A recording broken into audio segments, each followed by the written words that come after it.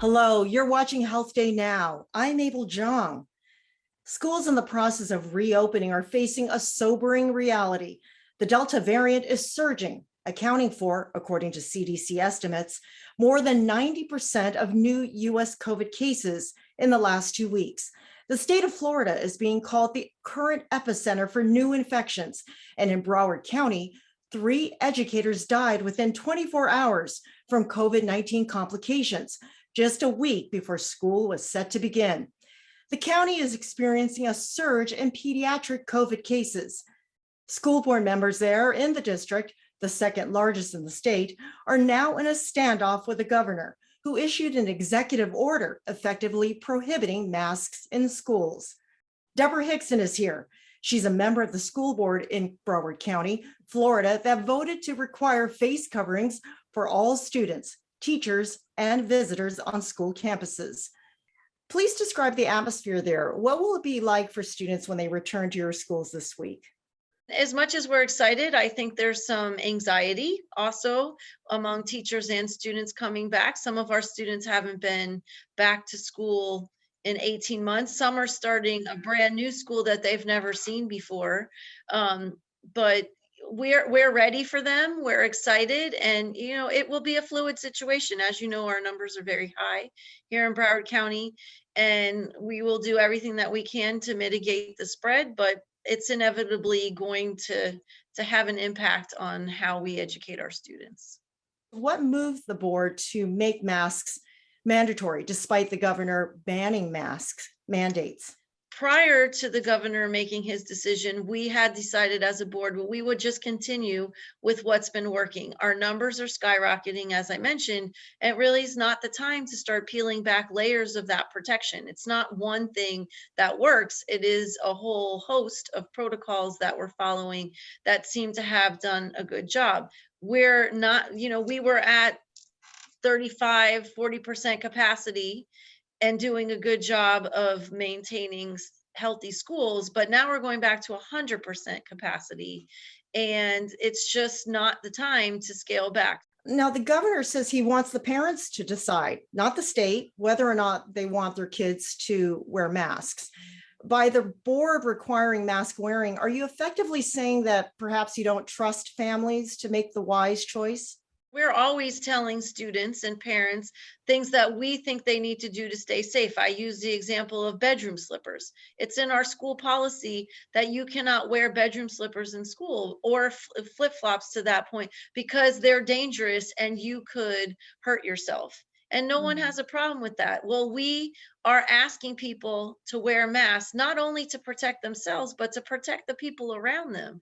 So it isn't so much about you as a parent wanting to protect your own child from COVID. It's us as responsible adults trying to protect everybody that's in our buildings. Now, more than 5,000 students are in isolation or quarantine following a school reopening in another Florida county. Yes. What's the plan when infections show up in Broward?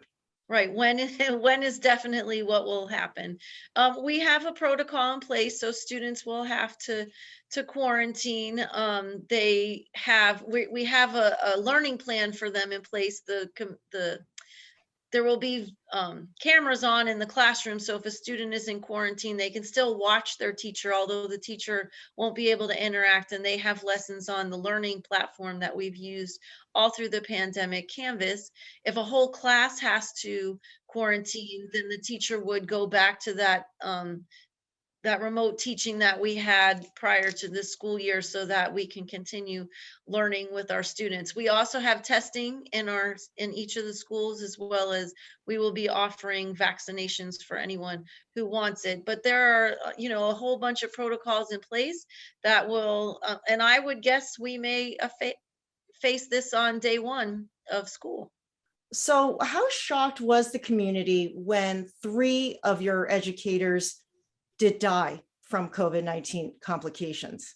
So I will say that they're not the first 3 that passed away. And we actually had an athletic director that died from COVID very early on, before school started in the summertime. So it's not the first one, but of course, it's a shock when anyone young, healthy, reasonably healthy, seems to die of something that we can't we can't see, right? We think that we're in a place where we're getting better. The vaccines are here, people are wearing masks. How is it possible that someone can just pass away? That I think the shock there was that it was a fast process, that they got COVID and died fairly quickly. Do you see the demand for vaccines going up because of what is happening in your schools? The demand is going up. I wish that it was even higher, but there in sites around the county, you can see that people are lining up again to both get tested and to receive the vaccine. Yeah, I mean, how far would your board go to continue protecting students? Would you pursue a vaccine mandate? We are actually looking into the legalities of being able to mandate vaccines at this time for our staff. There's a little question on how that if that's possible, because the vaccine does not have a full approval by the FDA, although moving towards that way quickly. Our students have to prove vaccinations for all kinds of other issues, and this one is wreaking havoc in our globally, not just in our own community. So we are looking to see if that's a possibility. And what about the teachers? Do they also have to show proof of vaccination? They do not have to show proof at this time. But like I said, we're looking into the legality of mandating it and how we move forward with making sure that in our own way, we can make sure that our classrooms and schools are as safe as possible. All right, from Florida's Broward County, School Board Member Debra Hixon. Thank you. Thank you so much. Thank you. Have a great day.